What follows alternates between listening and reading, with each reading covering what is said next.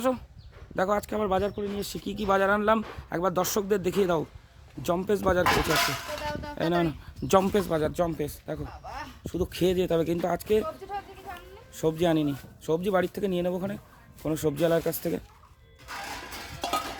দেখো ঢেলে ফেলো, কি মাছ আছে দেখিয়ে দাও দর্শকদের। শোল, শোল, বড় শোল, বড় শোল 1 কিলো ওয়েট, ঠিক আছে না? আর আর দেখো জম্পেশ জিনিস আছে। বাবা আজকে তুমি খুব ভালো কাজ করেছো। গলদা চিংড়ি সব কেটে নিয়ে এসেছো, এই জন্য তোমাকে কেটে নিয়ে এসেছি। কাটার ঝামেলা রাখলাম না, কিন্তু চিংড়ি মাছের না না শীটটা ফেলতে হবে তো। কোনো শি ফেলে দিয়েছে, ওরা সব কমপ্লিট, ওদের সিস্টেম কাটার আলাদা। আর এটা কি? ওটা দেখো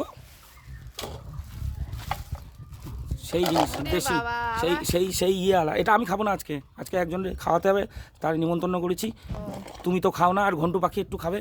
হ্যাঁ, এটা কিন্তু আজকে অন্য জায়গার থেকে মাংস এনেছি, আচ্ছা গ্রামের থেকে। তাই? হ্যাঁ, আমার একজন চেনে, ভালোবাসে, বললো দাদা একটু মাংস নিয়ে খাও একদিন আমার কাছ থেকে, তাই নিয়ে আসলাম। এই দেখো, ঠিক আছে বন্ধুরা, ভালো দেখুন চিংড়ি মাছগুলো ছোট, ডিম আছে পেটে, দেখেছো?